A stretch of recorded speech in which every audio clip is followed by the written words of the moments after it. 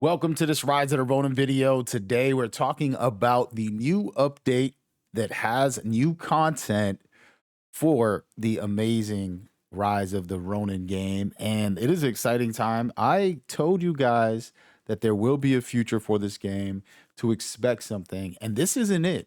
But I promise you, this is the sign that we have a good future and they're looking into continuing to build for the game.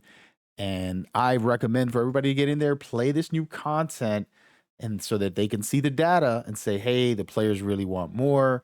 Let's get into giving them a full DLC or some type of expansion. We'll be very excited to see that come true. But let's get into the breakdown and give you guys exactly what this game is offering. First of all, there's going to be new missions.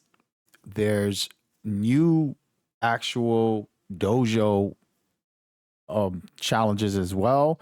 They've done a bunch of stuff, adding even 2 new bonus sets, which we'll get into in a second.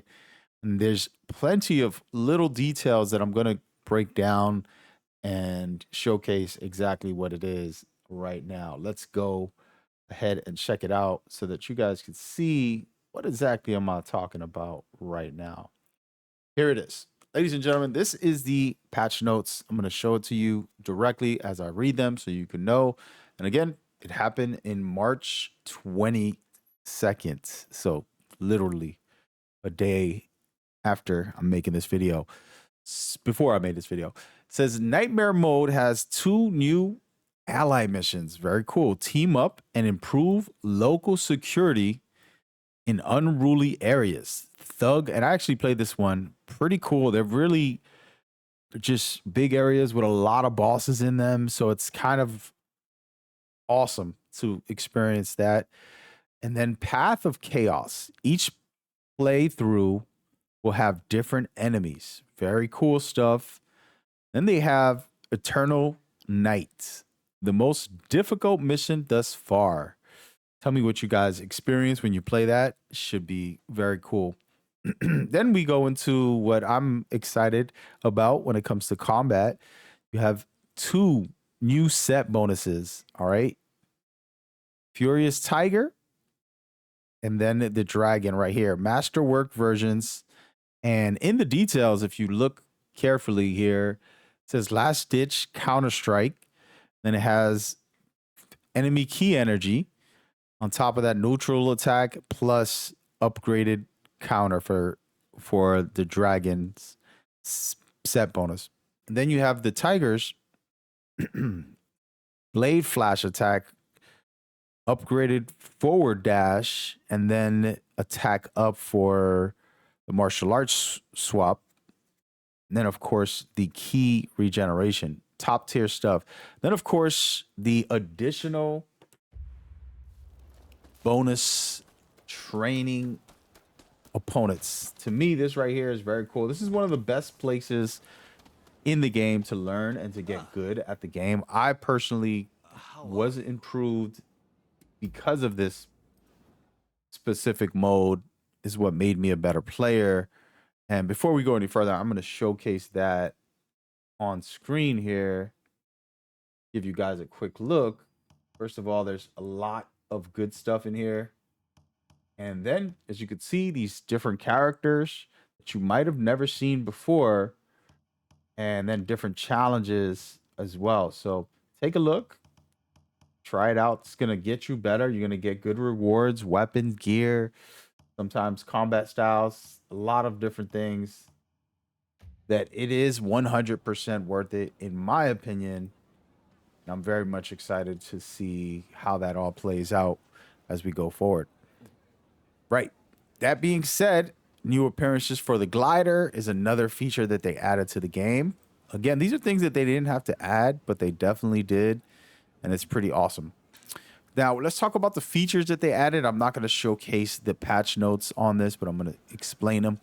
It says manually reset unruly areas based that can unlock completion rate for the chapter on midnight difficulty. So basically, you're going to be able to reset that, get in there and play the game more. basically, and do what you want. But my favorite feature, and I think that it should be all of ours, the players who love this game and want, the best possible outcome, is a thing called level sync. If you guys ever heard of level sync, in a lot of video games, there tends to be the scaling issues of reward versus actual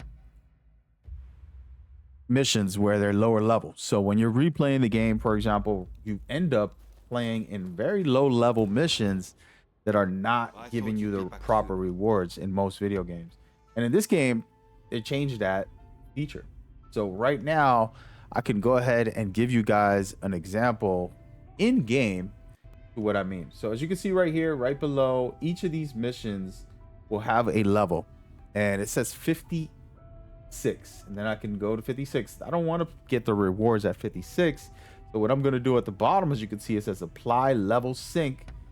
Click on that, and it's going to be boosted up to my level.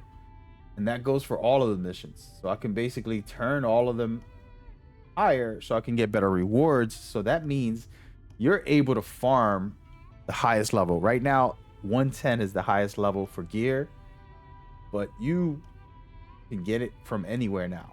So farm the easiest mission or the hardest mission, and you're going to get all the rewards scaled for you through that system, right? Just a cool thing, in my opinion. I don't know how you guys feel about that, but I personally am very excited.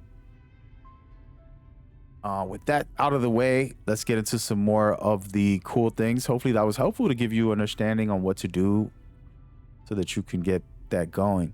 Now, they have a thing where you can put on 2 weapons and then put on different styles for each of the weapons individually. This is very important for people who don't know the game much.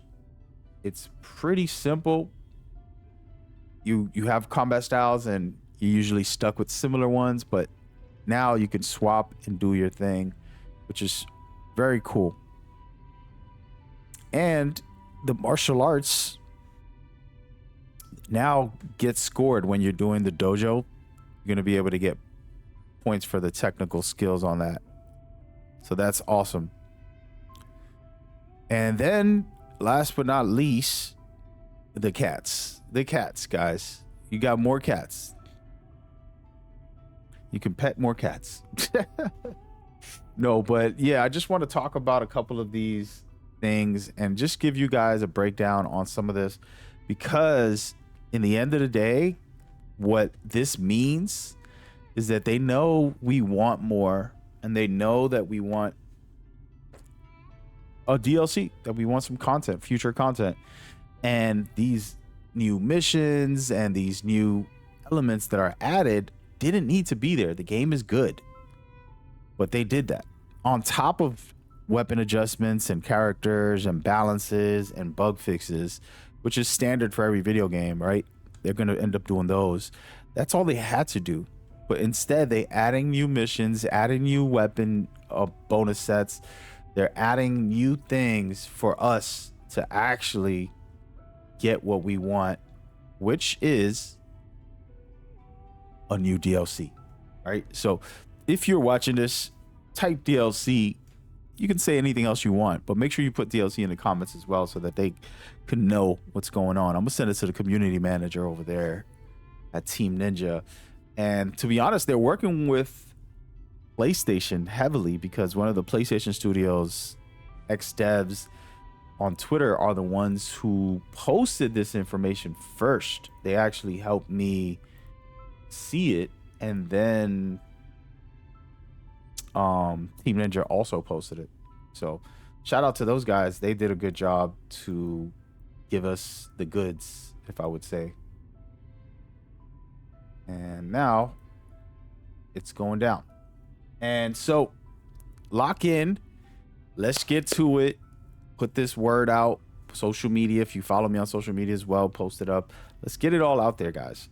Okay. I appreciate all you guys so much. It's been a fun ride, and we have so much more to go. I feel like the future is bright for this game. In the future, I have the link of the official stuff in the comments so you can check it out for yourself.